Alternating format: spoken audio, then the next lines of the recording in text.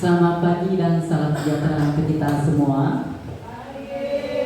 Pertama-tama terima kasih kepada Bapak dan Ibu sudah bersedia datang untuk kegiatan pada hari ini.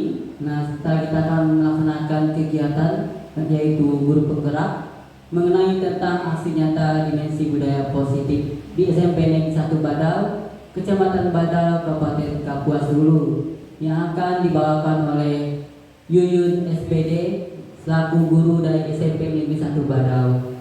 Sebelum kita memulai kegiatan hari ini, mari kita buka dengan doa pembukaan yang akan dipimpin oleh Ibu Mauliana Mandula STH.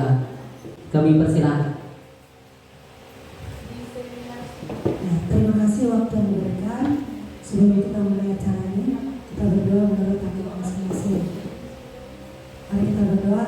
Segala puji syukur bagi-Mu ya Tuhan atas kasih-Mu, di mana Tuhan pakai hamba-Mu atau guru, jadi guru, calon penggerak. Tuhan Kau berkati khususnya bagi Yuyun yang membawakan materi ini, biar Tuhan Kau berkati sehingga anak ini menjadi anak bagi guru yang luar biasa. Tuhan berkati kami semua yang ada di tempat ini.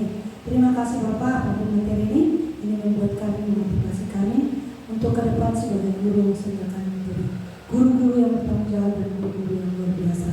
Terima kasih Bapak akan serahkan waktu ini. Dalam nama Yesus kami berdoa dan bersyukur. Haleluya. Amin. Baik, terima kasih kepada Ibu Manula. Baik, kita mulai langsung saja acara kita, kegiatan kita pada hari ini.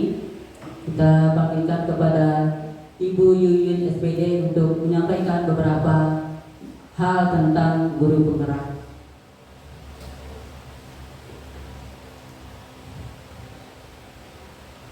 Oke, baik.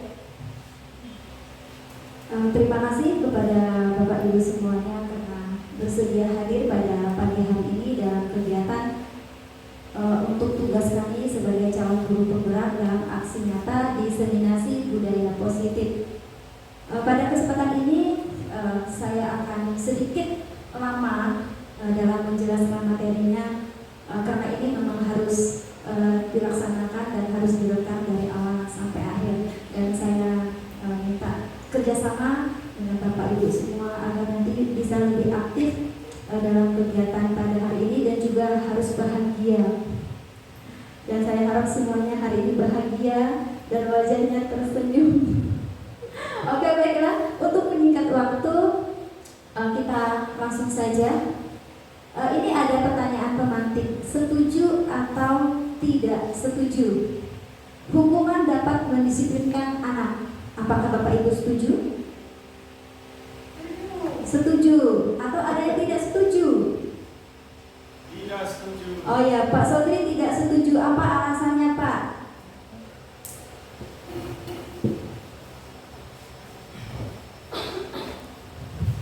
Oke, terima kasih. Hukuman dapat mendisiplinkan anak. Saya tidak setuju karena nantinya akan timbul rasa tidak suka ataupun dendam kepada yang memberi hukuman atau kepada gurunya. Terima kasih. Oke, baik Pak Sodri. Tadi Pak Sodri mengatakan tidak setuju karena hukuman dapat membuat anak-anak menjadi dendam, Pak ya. Dendam kepada kita sebagai seorang guru. Tadi ada yang mengatakan setuju. Kalau setuju apa alasannya? Oke, kepada Bu Banta-Banta saya persilakan. Baik, kalau hukuman diberikan kepada anak, saya sangat setuju. Kenapa saya setuju? Kalau anak bersalah, kita tidak kasih sanksi atau tidak kasih hukuman, nanti anak semakin merajalela, semakin menjadi-jadi. Jadi kita sesuaikan juga hukumannya bagaimana, mau ringan, mau berat. Kalau berat bisa jadi dia anak menjadi dendam dengan kita. Tapi kita sesuaikan dengan kesalahan anak-anak. Kalau memang kesalahannya berat, kita kasih sanksi agak berat.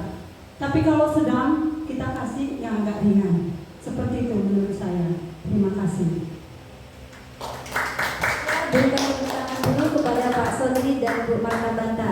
Jadi hukuman dapat mendisiplinkan anak, ada yang setuju, ada yang tidak setuju. Oke, selanjutnya pemberian hukuman dengan hal positif seperti membaca atau membersihkan halaman sekolah dapat meningkatkan disiplin anak. Setuju atau tidak nih Bapak Ibu? Ayo, mana suaranya? Oke, nanti kita akan lanjut ya. Nanti pertanyaan pemantik ini ada kaitan dengan materi nanti yang akan saya sampaikan. Kita lanjut saja Bu. Pertanyaan yang ketiga, memberikan penghargaan dapat meningkatkan motivasi anak. Nah, ini juga sama. Apakah Bapak Ibu setuju atau tidak setuju dan apa yang telah Bapak Ibu terapkan sekarang di sekolah? Nanti juga akan dijelaskan pada materi selanjutnya. Oke, lanjut Bu. Ini ada budaya positif dan perubahan paradigma dari budaya positif. Pertama itu disiplin positif. Ada nilai-nilai kebajikan universal, teori motivasi, hukuman, penghargaan, dan restitusi. Nah, ini dia tadi nanti akan dijelaskan apa sih hukuman, apa sih penghargaan, dan apa sih restitusi itu. Kemudian ada pembuatan keyakinan kelas. Selanjutnya kebutuhan dasar manusia, 5 posisi kontrol, dan yang terakhir segitiga restitusi. Nah, ini semuanya budaya positif yang diharapkan dapat kita terapkan di sekolah kita ini. Oke, lanjut Bu. Di sini ada, ini perubahan paradigma, kegiatan kepalan tangan. Coba sekarang Bapak Ibu semuanya mengepalkan tangannya, kemudian masing-masing dari teman sebelahnya boleh merayu, boleh menghardik, boleh memaksa temannya untuk membuka kepalan itu. Coba sekarang semuanya. Oke, berarti Pak Boy dengan Bu Manula. Oh, mau berdua dengan Pak Bu Ina boleh. Oh, berarti Bu Mini sendiri. Oke, Bu Manula dengan Bu Marianti, berarti Bu Sima dengan. Oke. Nah, sekarang sudah ada yang mau membuka kepalan tangannya atau belum? Sudah. Oke. Nah, kepalan tangan ini hanya kita sendiri yang berhak untuk membuka atau tidak. Jadi tidak ada orang lain yang bisa memaksa kita. Walaupun orang itu mengancam, menghardik, kalau kita nggak pengen buka, kita nggak akan buka. Dia akan tetap tertutup seperti ini. Ya, jadi semua ini itu kontrol dari kita sendiri. Oke, lanjut Bu. Ini perubahan paradigma teori kontrol atau teori pilihan ilusi guru mengontrol murid. Nah, tadi sesuai dengan kepalan tangan itu, pas waktu yang tertawa. Oke, ilusi guru mengontrol murid. Ini merupakan tadi ada kaitan dengan kepalan tangan. Kita selalu beranggapan bahwa guru itu mengontrol murid kita. Ya, apa yang kita inginkan mereka harus ikut. Kemudian yang kedua, bahwa kritik dan membuat orang merasa bersalah dapat menguatkan karakter. Nah, ini selalu kita terapkan kepada peserta didik kita di sini. Dengan mengkritik kita beranggapan bahwa mereka akan bisa berubah, padahal belum tentu. Kemudian yang ketiga, bahwa semua penguatan positif efektif dan bermanfaat. Dan yang terakhir, bahwa orang dewasa memiliki hak untuk memaksa. Dan ini selalu kita terapkan, termasuk saya. Ya, kita sebagai orang dewasa, sebagai guru, kita selalu memaksa anak-anak untuk mengikuti apa yang kita inginkan. Tadi kita semua tahu bahwa anak-anak tidak bisa dikontrol, karena hanya mereka sendiri yang berhak mengambil keputusan apapun itu. Kita hanya mengarahkan saja. Oke, selanjutnya perubahan paradigma stimulus respon teori kontrol. Nah, siapa sesungguhnya yang memiliki kontrol? Stimulus respon. Kita mencoba mengubah orang agar berpandangan sama dengan kita. Kita selalu pengen orang itu pandangannya sama dengan kita. Kita berharap seperti itu. Kemudian kalau teori kontrol itu kita berusaha memahami pandangan orang lain tentang dunia. Jadi di sini kita kaitkan dengan peserta didik kita. Kita harus bisa ikut mengetahui sejauh mana sih pola pikir mereka. Jangan sampai nanti kita membawa anak-anak mengikuti apa yang kita pikirkan, tetapi kita yang memahami mereka. Selanjutnya, perilaku buruk dilihat sebagai suatu kesalahan. Nah, setiap anak-anak berbuat kesalahan, kita selalu beranggapan itu adalah hal yang buruk, hal yang negatif. negatif, padahal pasti punya alasannya kenapa mereka seperti itu. Jadi semua perilaku memiliki tujuan. Nah, pasti mereka punya alasan kenapa mereka seperti itu. Selanjutnya, orang lain bisa mengontrol saya. Kita selalu beranggapan orang lain itu bisa mengontrol saya, padahal nggak bisa sebenarnya. Kita lah yang mengontrol diri kita sendiri. Anda tidak bisa mengontrol orang lain. Nah, orang lain tidak bisa mengontrol kita, kita juga tidak bisa mengontrol orang lain, termasuk anak-anak kita. Pemaksaan ada pada saat bujukan gagal. Nah, saat kita memanggil mereka, membimbing mereka, terus kita gagal, akhirnya apa? Kita dengan sistem paksaan. Nah, dan kita berharap nanti mereka bisa berubah. Padahal seharusnya kita bisa berkolaborasi, menciptakan pilihan-pilihan baru. Jadi kita bisa bertanya kepada mereka apa pilihan solusi yang bisa mereka lakukan. Selanjutnya, model berpikir menang dan kalah. Di sekolah kita, termasuk saya juga, kita selalu beranggapan bahwa anak itu salah dan kita yang benar. Padahal seharusnya kita dalam menangani anak-anak kita menang dan menang. Tidak ada yang salah, tidak ada yang benar, tetapi sama-sama mencari solusi agar kedua-duanya itu merasa benar. Oke, selanjutnya Bu. Di sini ada nilai-nilai kebajikan universal. Nilai-nilai kebajikan adalah sifat-sifat positif manusia yang merupakan tujuan mulia yang ingin dicapai setiap individu. Nilai-nilai tersebut bersifat universal dan lintas bahasa, suku, bangsa, agama, maupun latar belakang. Yang pertama, setiap perilaku perbuatan memiliki suatu tujuan. Ini merupakan menurut Dr. William Glasser pada teori kontrol 1984. Yang kedua, dengan mengaitkan nilai-nilai kebajikan dan diyakini seseorang, maka motivasi intrinsiknya akan terbangun, sehingga menggerakkan motivasi dari dalam untuk dapat mencapai tujuan yang diinginkan. Selanjutnya, nilai-nilai kebajikan yang ingin dicapai oleh setiap anak Indonesia kita kenal dengan profil belajar Pancasila, yaitu beriman, bertakwa kepada Tuhan Yang Maha Esa dan berakhlak mulia, mandiri, bernalar kritis, berkebinekaan global, bergotong royong, dan kreatif. Dan ini merupakan tujuan dari kurikulum kita yang baru, yaitu kurikulum Merdeka Belajar. Kita mengharapkan seluruh peserta didik bisa menerapkan profil belajar Pancasila. Oke, di sini ada disiplin positif. Kata disiplin sering dihubungkan dengan hukuman. Jadi kita itu selalu beranggapan disiplin itu pasti dengan hukuman akan berhasil, ya. Padahal itu sungguh berbeda. Karena belajar tentang disiplin positif tidak harus dengan memberi hukuman. Jadi tidak semua disiplin itu harus dengan hukuman. Selanjutnya, dalam budaya kita, makna kata disiplin dimaknai menjadi sesuatu yang dilakukan pada orang lain untuk mendapatkan kepatuhan. Jadi dengan kita selalu beranggapan kalau disiplin pasti dia patuh anak itu, ya.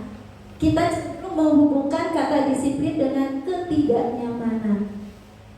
Contohnya saat kita di rumah dengan anak-anak kita beranggapan kalau anak disiplin pasti dia anak yang patuh, anak yang penurut. Itulah budaya kita.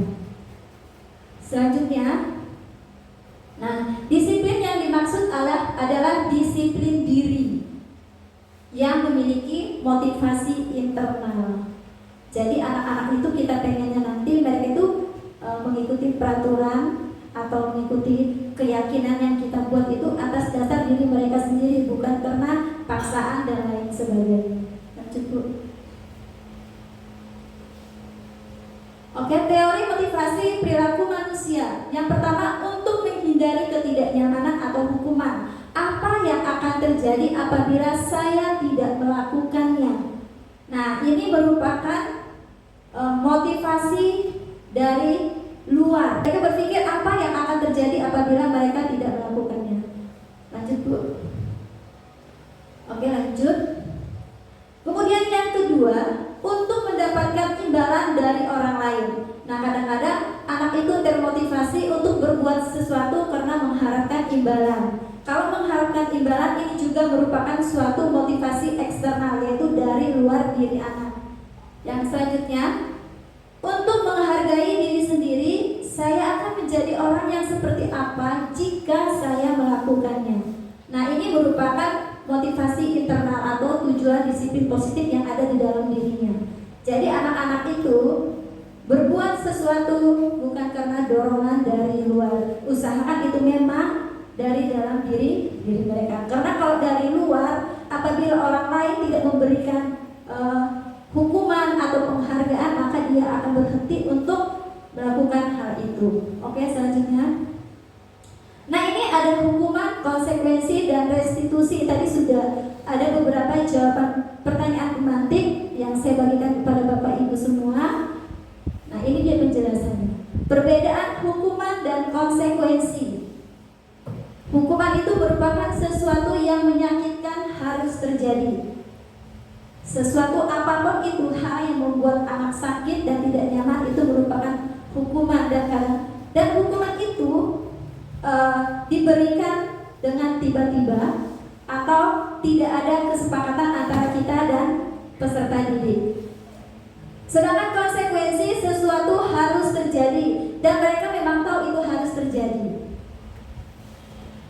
Yang kedua, membuat anak sakit fisik maupun hati untuk jangka waktu yang lama. Jadi mereka dendam, merasa sakit dalam jangka waktu yang lama, akan susah untuk sembuh, terutama psikis mereka. Sedangkan konsekuensi, membuat anak merasa tidak nyaman dalam jangka waktu pendek.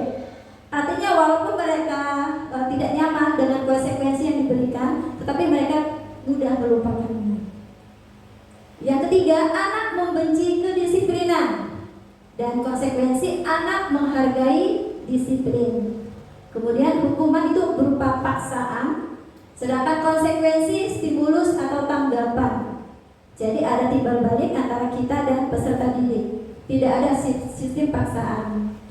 Selanjutnya, hukuman itu mendorong anak menyakiti diri sendiri, sedangkan konsekuensi mendorong agar anak mudah menyesuaikan diri. Yang selanjutnya, hukuman itu konsep diri yang buruk, sedangkan konsekuensi konsep diri yang baik. Kemudian anak belajar untuk menyembunyikan kesalahan, sedangkan konsekuensi anak belajar untuk mematuhi peraturan. Dan yang terakhir, hukuman itu marah, rasa bersalah, dipermalukan, merasa tak dihargai. Nah, sedangkan kalau konsekuensi, kehilangan hak, dibuat tidak nyaman, diasingkan untuk sementara. Nah, jadi ini adalah perubahan hukuman dan konsekuensi. Dan ini selalu kita terapkan di sekolah kita. Hukuman dan konsekuensi. Oke, lanjut Bu. Nah, sekarang apa sih itu restitusi? Nah, restitusi ini kita harapkan inilah yang akan kita lakukan di sekolah kita. Itu harapan kita, ya harapan kita semua. Bukan cuma di sekolah, di rumah tangga. Seperti saya punya anak, saya juga pengen sekali menerapkan restitusi. Ya, tetapi ini memang perlu proses dan perlu perjuangan. Nah, apa sih restitusi itu? Restitusi adalah proses menciptakan kondisi bagi murid untuk memperbaiki kesalahan mereka, sehingga mereka bisa kembali pada kelompok mereka dengan karakter yang lebih kuat. Restitusi juga merupakan proses kolaboratif yang mengajarkan murid untuk mencari solusi untuk masalah mereka dan membantu murid berpikir tentang orang seperti apa yang mereka ingin menjadi atau tujuan mulia, dan bagaimana mereka harus memperlakukan orang lain. Jadi di sini diharapkan anak sendiri yang mencari solusi untuk masalah mereka, bukan kita yang selalu kamu harus begini, kamu harus begitu, tetapi mereka punya pilihan untuk mencari solusi sendiri. Ini 9 ciri-ciri restitusi. Yang pertama, bukan untuk menebus kesalahan, namun untuk belajar dari kesalahan. Yang kedua, memperbaiki hubungan. Yang ketiga, tawaran, bukan paksaan. Yang keempat, restitusi menuntut untuk melihat ke dalam diri. Yang kelima, restitusi mencari kebutuhan dasar yang mendasari tindakan. Yang keenam, restitusi diri adalah cara yang paling baik. Yang ketujuh, restitusi fokus pada karakter bukan tindakan. Yang kedelapan, restitusi fokus pada solusi. Yang kesembilan, restitusi mengembalikan murid yang berbuat salah pada kelompoknya. Dan ini merupakan ciri-ciri dari restitusi yang kita harapkan bersama bisa kita terapkan. Dan saya yakin tidak seperti semudah membalikan telapak tangan. Pasti ini perlu proses yang namanya perubahan itu tidak bisa langsung terjadi. Yang pertama tadi seperti kepala tangan. Kalau kita ingin berubah, kita harus bisa mengubah diri kita sendiri dulu. Kalau kita tidak bisa, maka orang lain pun tidak akan bisa berubah. Nah, di sini ada identitas gagal dan identitas sukses. Yang selalu gagal itu adalah hukuman. Ya. Kemudian yang sukses itu konsekuensi dan restitusi. Di sini Bapak Ibu bisa membaca hukuman itu sesuatu yang menyakitkan harus terjadi, tidak nyaman untuk murid atau anak untuk jangka waktu yang panjang, kemudian korban mendapatkan keadilan, murid atau anak akan tersakiti. Nah, di sini perilakunya pasif, agresif dan meningkat. Sistem tidak akan berjalan bila murid tidak takut.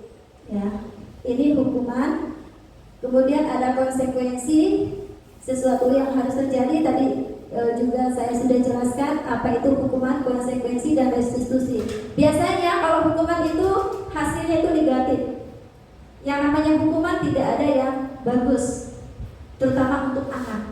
Kalau kita sebagai guru pasti kita anggap bagus karena untuk mereka. Tetapi sebagai murid yang mengalaminya pasti ada perasaan yang tidak nyaman. Contohnya seperti kita dulu saat kita sekolah. Saya masih ingat sekali sampai sekarang. Saya dulu saat sekolah duduk paling depan. Guru itu tidak pernah masuk, setiap hari memberikan catatan. Dan saya selalu menulis. Karena saya duduk paling depan, otomatis saya dulu yang dicek bukunya. Saya mencatat enggak. Akhirnya saya maju, kemudian saya pukul pakai penggaris yang panjang, yang selebar 3 jari. Saya kaget kenapa saya dipukul. Dan ternyata Bapak itu beranggapan bahwa saya tidak mengerjakan tugas yang dia berikan. Nah, kemudian lanjut yang kedua, yang ketiga, ternyata sama semua catatannya. Nah, dan Bapak itu tidak meminta maaf dan dia selalu menganggap dirinya benar. Dan itu membekas dalam ingatan saya bahwa kita harus bertanya dulu kepada anak-anak apa yang terjadi, kenapa sampai di sini catatannya. Jangan sampai kita bertindak tanpa bertanya dulu apa sebabnya anak seperti itu. Mungkin saja mereka punya alasan yang kita tidak tahu. Kemudian konsekuensi itu netral, ya, ada negatif, ada positifnya. Kalau konsekuensi tergantung nanti lebih banyak mana arah ke hukuman atau konsekuensi. Yang selanjutnya restitusi. Nah, ini hasil akhirnya pasti positif, ya. Dan kita harapkan di sini restitusi. Ya, oke, lanjut Bu. Ini tugas perbedaan hukuman dan konsekuensi. Ada tindakan guru. Mencatat 100 kali di dalam buku kalimat saya tidak akan terlambat lagi karena terlambat ke sekolah. Nah, ini termasuk hukuman atau konsekuensi Bapak Ibu. Yang pengen jawab boleh angkat tangan. Oke? Apa Bu ini? Oke, ini merupakan suatu hukuman, ya. Oke, lari mengelilingi lapangan basket 2 kali karena terlambat sekolah. Kemudian murid diminta untuk push up 15 kali karena tidak menggunakan masker ke sekolah. Dan selanjutnya menggantikan kertas tugas teman yang telah dicoret-coret, membersihkan tumpahan air di meja tulis karena tersenggol pada saat belajar. Kemudian murid disuruh untuk mengenakan sepatu seharian sekolah karena tidak mengenakan sepatu hitam. Lari mengelilingi lapangan basket 2 kali karena terlambat 10 menit untuk pelajaran PJOK. Nah, di sini apakah hukuman atau konsekuensi kita lihat, ya. Lanjut Bu. Nah, ini dia. Kira-kira poin yang mana yang sering kita terapkan kepada anak-anak kita? Sekarang kita tahu apakah itu termasuk hukuman atau konsekuensi. Jadi Bapak Ibu bisa membedakan apa yang harus dilakukan. Ya. Dan di sekolah kita sudah mulai menerapkan, walaupun itu baru mulai beberapa, kurang lebih 1 bulan inilah, kita mulai menerapkan pada anak-anak. Kalau ada yang terlambat, kita tidak menghukum, tetapi kita mencoba untuk memberikan sama seperti hukuman sih, cuman yang agak lebih positif. Di sini sudah dijelaskan, mencatat 100 kali dalam buku kalimat itu hukuman pada mereka. Ya, lari, mengambil makan itu juga hukuman, kecuali kalau dia memang lagi pelajaran PJOK. Kalau kita suruh lari itu konsekuensi karena memang sesuai dengan jam pelajaran PJOK-nya. Oke, lanjut Bu. Dihukum oleh penghargaan. Nah, bahwa penghargaan berlaku sama dengan hukuman. Sebenarnya Bapak Ibu di modul 1.4 ini di CGP, setelah mempelajari modul ini juga banyak sekali pengetahuan baru yang saya dapatkan. Ya. Dan semoga pengetahuan itu hari ini juga dapat saya bagikan kepada Bapak Ibu walaupun tidak sepenuhnya seperti yang kami dapatkan di modul yang kami baca. Tetapi di sini saya sedikit berbagi, saat saya membaca modul itu sangat tersentuh saya. Karena apa? Karena saya adalah seorang ibu dan harapan saya bisa menerapkan ini ke anak-anak saya. Kalau bisa, karena kita semua tahu teori itu tidak semudah saat kita melaksanakan prakteknya. Kalau teori semua orang pasti bisa dan kelihatan mudah, tetapi setelah kita menerapkan di lapangan itu terasa sulit sekali. Apalagi saya seorang ibu yang galak di rumah. Kalau untuk menerapkan segitiga restitusi sepertinya perlu waktu bertahun-tahun. Ya kalau berhasil, tetapi saya punya komitmen, saya akan mencoba. Saya harap kita juga di sekolah bisa bersama-sama untuk punya komitmen dalam diri sendiri. Semoga kita bisa memberikan yang terbaik kepada anak didik kita, ya, walaupun secara bertahap dan pelan-pelan. Ya. Oke, kita lanjut. Bahwa penghargaan berlaku sama dengan hukuman dalam arti meminta atau membujuk seseorang melakukan sesuatu untuk memenuhi suatu tujuan tertentu dari orang yang meminta atau membujuk, dorongannya eksternal dan akan ada faktor ketergantungan. Nah, kemudian pengaruh jangka pendek dan jangka panjang. Penghargaan efektif jika kita menginginkan seseorang melakukan sesuatu yang kita inginkan dalam jangka waktu pendek. Ini akan efektif. Ya. Kemudian selanjutnya, jika kita menggunakan penghargaan lagi dan lagi, nah, maka orang tersebut akan bergantung pada penghargaan yang diberikan serta kehilangan motivasi dari dalam. Nah, di sini kita selalu memberikan penghargaan pada anak-anak. Ayo, Ali dong, nanti kamu buat ini ya, nanti mama kasih ini. Nah, itu penghargaan. Mereka tidak akan mengerjakan kalau kita tidak memberikan penghargaan. Apalagi kita selalu memberikan penghargaan kepada mereka. Artinya apa? Saat kita nggak memberikan penghargaan, mereka tidak berbuat. Kemudian jika kita mendapatkan penghargaan untuk melakukan sesuatu yang baik, maka selain kita senantiasa berharap mendapatkan penghargaan tersebut lagi, kita pun menjadi tidak menyadari tindakan baik yang kita lakukan. Nah, kita di sini mungkin ada beberapa yang masih gadis, masih bujang, dan sini juga ada beberapa yang sudah berkeluarga. Nah, inilah tadi yang saya sampaikan. Apakah saya bisa menerapkan ini di rumah untuk anak-anak saya terlebih dahulu? Ya, nanti baru setelah itu kita menerapkan pada anak-anak kita yang di sekolah. Harapan saya semoga kita semua bisa. Selanjutnya Bu, penghargaan itu tidak efektif. Lanjut Bu. Kemudian penghargaan itu merusak hubungan. Nah, ketika seseorang diberi penghargaan atau dipuji di depan orang banyak, maka yang lain akan merasa iri. Dan sebagian dari mereka akan tidak menyukai orang yang diberikan penghargaan tersebut. Nah, ini selalu kita alami di sekolah. Kita selalu memberikan pujian dan penghargaan kepada anak-anak yang pintar, kepada anak-anak yang bisa berbicara, kepada anak-anak yang mau maju ke depan, tetapi kita lupa ada beberapa anak yang memang anaknya tidak berani. Kita lupa. Kita hanya fokus pada anak-anak yang pintar saja, dan ini sangat menyakitkan bagi mereka. Ya, penghargaan menciptakan persaingan di dalam kelas dan persaingan menciptakan kecemasan. Di kurikulum Merdeka, kalau saya tidak salah itu nanti tidak ada lagi istilah peringkat, karena peringkat itu persaingan yang tidak dianggap tidak sehat, karena membuat yang tidak mendapatkan peringkat akan merasakan kecemasan, terutama yang peringkat terakhir.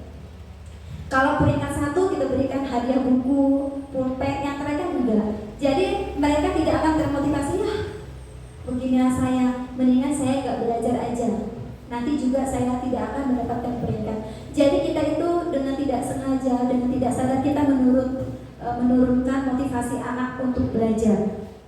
Yang selanjutnya, mereka yang percaya bahwa mereka tidak memiliki kesempatan untuk mendapatkan penghargaan akan berhenti mencoba. Jadi anak-anak di kelas yang peringkatnya selalu terakhir, nggak pernah peringkat 1, 2, dan 3, mereka akan berhenti untuk berusaha.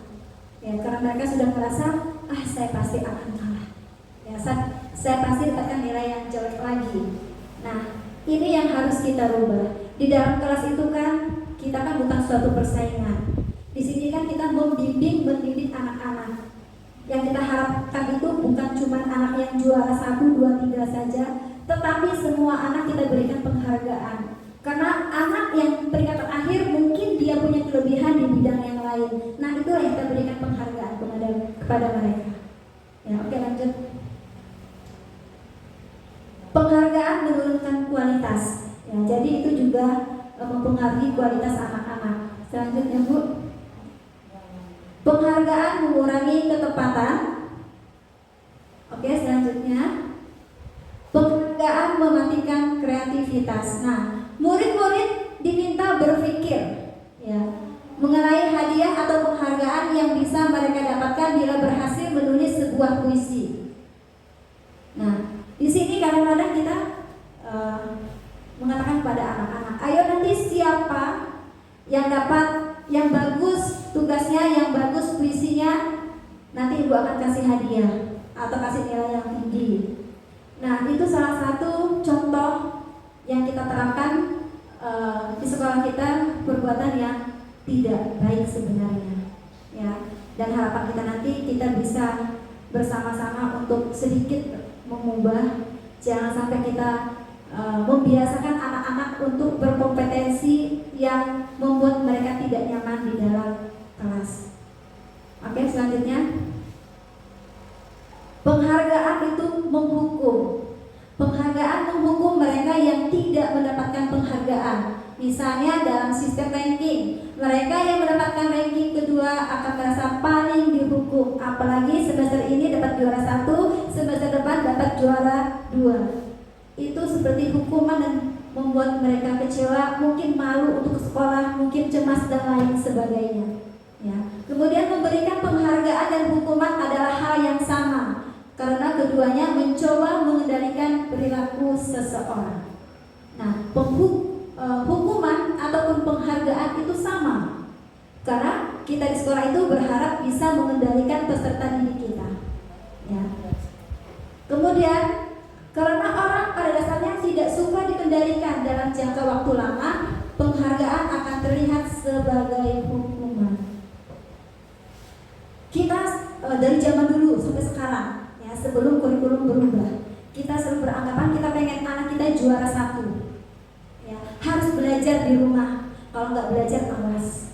Itu hukuman bagi mereka. Pasti mereka merasa cemas, merasa tertekan dan takut. Nanti was-was kalau sampai tidak mendapatkan juara. Otomatis kalau mereka takut dan cemas, mereka tidak bahagia. Cuman kita tidak tahu apa yang mereka pikirkan. Nah, itu untuk anak-anak kita. Jika suatu penghargaan diharapkan, namun Anda tidak mendapatkannya, Anda akan merasa dihukum. Ya, selanjutnya, Bu. Oke, di sini ada keyakinan kelas. Mengapa tidak peraturan saja? Mengapa Oke, kita semua tahu di beberapa kelas atau sekolah kita pernah melihat ada tentang keyakinan kelas. Kenapa nggak kita buat peraturan kelas? Nah, itu pertanyaannya. Untuk mendukung motivasi intrinsik, kembali ke nilai-nilai atau keyakinan-keyakinan lebih menggerakkan seseorang dibandingkan mengikuti serangkaian peraturan-peraturan. Itulah mengapa sekarang kita ganti. Yang dulunya peraturan, sekarang keyakinan. Kalau peraturan itu yang membuat kita sebagai guru saja, siswa tidak tahu. Tetapi kalau keyakinan di sini, kita bersama siswa membuat sama-sama tentang peraturan itu. Agar apa? Agar kelas kita aman, agar kelas kita terkendali, dan anak-anak juga bisa lebih menghargai keyakinan yang telah mereka buat bersama. Karena itu mereka yang buat. Ya, jadi mereka akan mikir dulu kalau melanggar. Ya. Selanjutnya, oke. Kalau peraturan itu selalu kembalikan buku ke tempatnya. Nah, itu peraturan. Tapi kalau keyakinan kelas, tanggung jawab. Kemudian kalau peraturan selanjutnya dilarang mengganggu orang lain, sedangkan kalau keyakinan kelas itu menghormati orang lain. Nah, ini adalah beberapa kalimat tentang peraturan dan keyakinan kelas. Saya juga dalam kegiatan CGP ini kami juga dituntut untuk harus bisa membuat aksi nyata atas teori atau modul yang kami baca untuk kami terapkan di sekolah. Dan kami sudah membuat tentang keyakinan kelas, agar nanti diharapkan Bapak Ibu yang lain juga bisa mengikuti. Ya, tetapi ini saya ingatkan lagi, kontrol itu hanya Bapak Ibu yang pegang. Pengen mengikuti atau tidak hanya Bapak Ibu yang mempunyai pilihan. Tapi harapan kami kita semua bersama-sama agar kita bisa menjadi lebih baik, terutama untuk anak didik kita. Selanjutnya, Bu, prosedur pembentukan keyakinan kelas atau sekolah. Nah, ini nanti apabila Bapak Ibu pengen membuat keyakinan kelas di kelasnya masing-masing, yang pertama yang dilakukan yaitu mempersilahkan murid-murid untuk bercurah pendapat tentang peraturan yang perlu disepakati. Nanti Bapak Ibu semuanya menyuruh anak-anak untuk boleh berdiskusi kira-kira apa sih yang akan mereka pengen lakukan, yang pengen mereka buat di kelas mereka. Yang kedua, mencatat semua masukan para murid di papan tulis atau di kertas besar agar semua anggota kelas bisa melihat hasil curah pendapat. Yang ketiga, susunlah keyakinan kelas sesuai prosedur, kemudian gantilah kalimat-kalimat dalam bentuk negatif jadi positif. Yang keempat, tinjau kembali daftar curah pendapat yang sudah dicatat. Yang kelima, tinjau ulang keyakinan kelas secara bersama-sama. Setelah keyakinan selesai dibuat, maka semua murid dipersilakan meninjau ulang dan menyetujuinya dengan menandatangani termasuk guru atau wali kelas. Nah, di sini kita membuatnya bersama-sama dengan siswa. Dan saya juga melihat ada beberapa kelas yang memang sudah ada keyakinan kelasnya. Dan semoga nanti itu membuat siswa kita menjadi lebih baik ke depannya. Oke, keyakinan kelas selanjutnya bisa diletakkan di dinding. Oke, jadi ini nanti setelah kita buat, kita bisa simpan di depan kelas, kemudian bisa juga, pokoknya di tempat-tempat yang anak-anak bisa melihat dan bisa membacanya. Lanjut dulu. Oke, kebutuhan dasar manusia. Nah, di sini ada beberapa kebutuhan dasar manusia. Kita sebagai seorang guru dan juga siswa kita sebagai seorang pelajar. Yang pertama itu kasih sayang dan rasa diterima. Yang kedua itu penguasaan, kebebasan, kesenangan, dan bertahan hidup. Nah, ini merupakan 5 kebutuhan dasar manusia. Kebutuhan dasar manusia inilah yang kadang-kadang membuat anak itu mengapa melakukan sesuatu kesalahan. Oke, lanjut dulu. Ini ada 5 posisi kontrol, yaitu tadi juga sudah dijelaskan, identitas, gagal, kontrol dari luar, menghindari hukuman, menghukum, membuat orang merasa bersalah. Oke, baik, kita lanjut. Ini ada 5 posisi kontrol. Yang pertama itu identitas gagal, kontrol dari luar, yaitu menghindari hukuman. Nah, pertama itu penghukum dan pembuat orang merasa bersalah. Nah, sekarang yang kita terapkan di sekolah kita itu penghukum, pembuat orang merasa bersalah, teman, dan pemantau. Jadi ada 4 posisi ini yang sering kita terapkan di sekolah kita, ya. Dan yang diharapkan identitas yang berhasil atau sukses itu yaitu menghargai diri sendiri, yaitu sebagai manajer, ya. Manajer di sini kita itu mengajukan pertanyaan-pertanyaan kepada peserta didik sebelum kita menghukum mereka atau sebelum kita menyalahkan atas perbuatan mereka. Kemudian apa yang kita yakini, apa yang bisa kamu kerjakan untuk memperbaiki masalah ini. Nah, inilah salah satu contoh pertanyaannya. Kemudian menguatkan pribadi, murid meletakkan dirinya sebagai individu yang positif dalam dunia berkualitas. Di sini mengevaluasi diri, bagaimana cara memperbaiki diri. Jadi di sini, ya, kita sebagai Bapak Ibu guru diharapkan semuanya bisa menjadi manajer, agar anak-anak kita bisa menjadi pribadi yang lebih baik. Yang awalnya kita sebagai penghukum, sebagai pembuat orang merasa bersalah, sebagai teman dan pemantau, kita bisa pelan-pelan mengubah diri kita menjadi manajer. Dan saya tahu itu perlu proses, ya.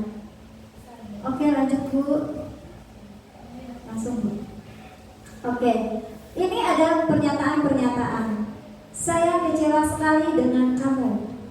Kita selalu berkata seperti ini kepada peserta didik kita, termasuk saya pribadi. Saya selalu mengatakan, ibu kecewa dengan kamu. Nah, ini merupakan suatu kata-kata yang membuat orang merasa bersalah. Yang kedua, kamu tidak benar. Kamu tidak pernah benar melakukannya. Ini penghukum.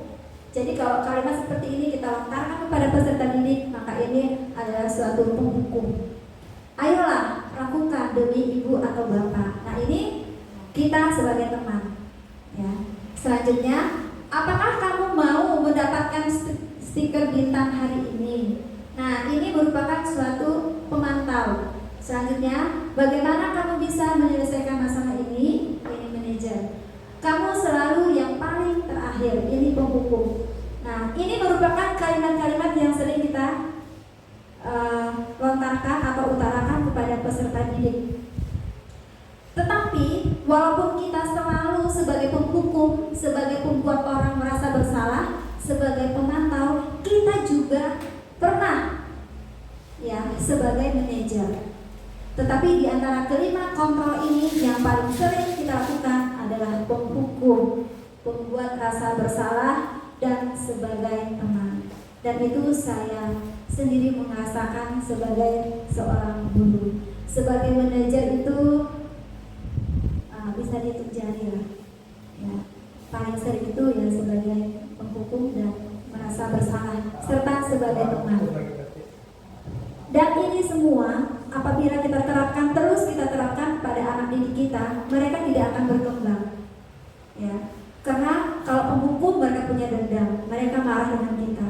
Kalau kita membuat orang merasa bersalah, dia akan kecewa dan tidak akan mau lagi berubah. Sedangkan kalau sebagai teman, mereka akan meremehkan atau menggampangkan segala hal. Nanti juga saya nggak akan dimarah, paling hanya ditegur. Nah, kadang-kadang kita sebagai teman, mereka menganggap kita sebagai teman sehingga mereka tidak takut. Jadi tidak ada perubahan yang signifikan kepada peserta didik kita, ya. Dan mereka tidak tahu apa yang harus mereka lakukan, solusi apa yang cocok untuk masalah mereka. Oke, selanjutnya Bu. Di sini ada segitiga restitusi. Ini merupakan sebuah cara bagaimana kita menghadapi anak didik kita di sekolah, di dalam kelas ataupun di mana. Dan segitiga restitusi ini setelah mempelajari budaya positif, ini bukan hanya untuk guru BK saja, tetapi ini untuk semua pendidik, semua guru, ya. Karena masalah itu terjadi bisa kapan saja dan di mana saja. Termasuk kita sebagai seorang ibu dan bapak di rumah tangga juga punya masalah, dan ini sangat penting menurut saya. Materinya ini bisa kita terapkan di rumah juga. Ini adalah segitiga restitusi. Apabila kita menghadapi permasalahan pada anak didik, kita bisa menggunakan kata-kata ini. Bukan kata-kata ya, ini sebagai panduan kita agar kita bisa tahu permasalahannya apa. Ya. Yang pertama itu menstabilkan identitas, validasi tindakan yang salah, menanyakan keyakinan. Dan ini adalah pertanyaan-pertanyaannya yang bisa kita berikan kepada peserta didik atau anak kita. Ya, dan ada banyak lagi pertanyaan-pertanyaan yang lain yang bisa membantu kita agar anak-anak mau berbagi dan mereka tahu solusi atas permasalahan mereka. Oke, selanjutnya Bu. Nah, untuk membuat anak merasa gagal karena berbuat salah menjadi positif terhadap dirinya, ini namanya menstabilkan identitas. Guru berkata, berbuat salah itu hal yang manusiawi. Tidak ada manusia yang sempurna. Bapak Ibu juga buat salah. Kita pasti bisa menyelesaikan masalah ini.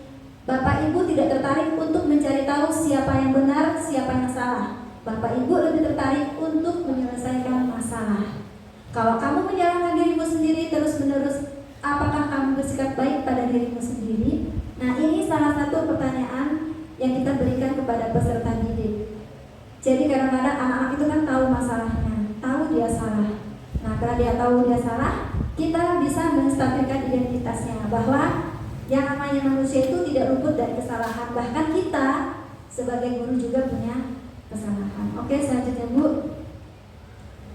Yang selanjutnya, membantu murid mengenali basic kebutuhan dasar yang ingin dipenuhinya ketika melakukan kesalahan itu. Pada dasarnya setiap tindakan manusia tujuannya adalah memenuhi basic needs, apakah itu power, freedom, love and belonging, fun atau survival.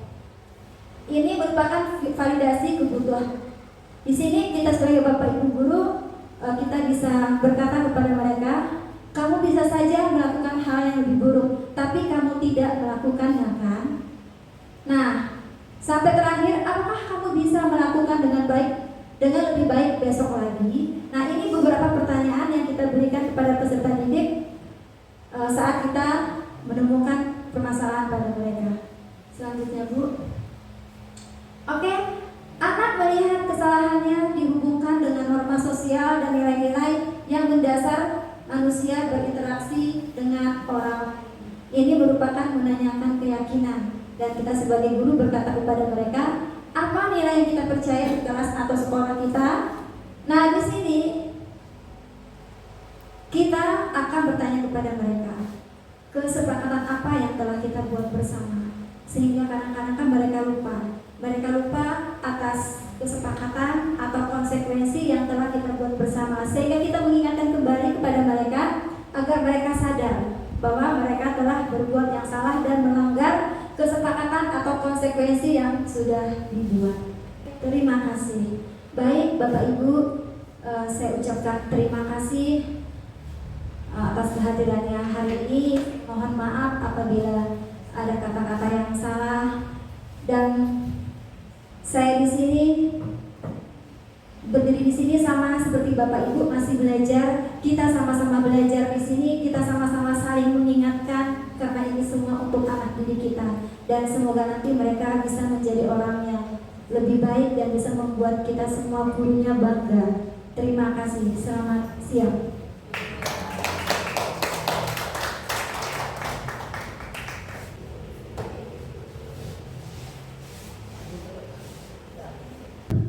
Baik, terima kasih kepada Ibu Yuyun yang sudah menyampaikan beberapa hal mengenai tentang aksi nyata dimensi budaya positif, mengenai beberapa hal tentang calon guru penggerak di SMP Negeri 1 Badau, Kecamatan Badau, Kabupaten Kapuas.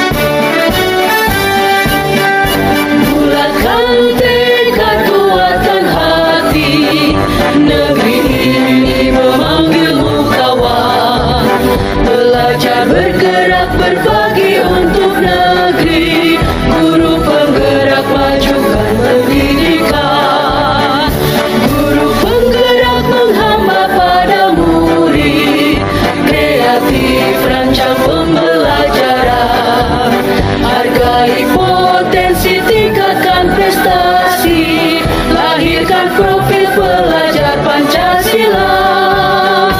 Belajar, bergerak, berbagi untuk negeri, kita menjalin kolaborasi. Belajar, bergerak, berbagi untuk negeri, demi bakti pada Ibu Pertiwi.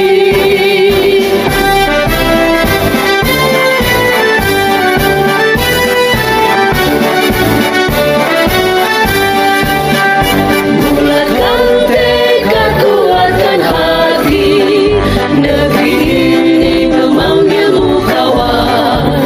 Belajar, bergerak, berbagi untuk negeri, guru penggerak, majukan pendidikan. Guru penggerak menghamba pada murid, kreatif rancang pembelajaran, hargai potensi, tingkatkan prestasi, lahirkan profil pelajar Pancasila. Belajar, bergerak, berbagi untuk negeri, kita menjalin kolaborasi. Belajar, bergerak, berbagi untuk negeri, demi bakti pada Ibu Pertiwi. Belajar, bergerak, berbagi untuk negeri, kita menjalin kolaborasi. Belajar, bergerak, berbagi untuk negeri, demi bakti pada Ibu Pertiwi. Demi bakti pada Ibu Pertiwi.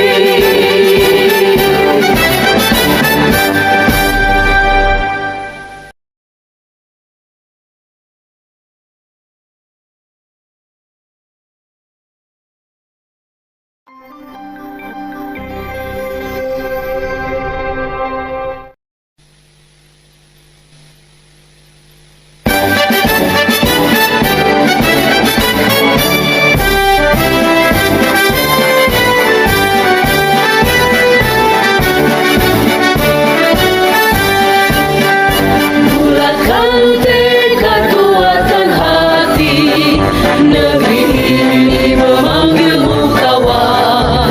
Belajar, bergerak, berbagi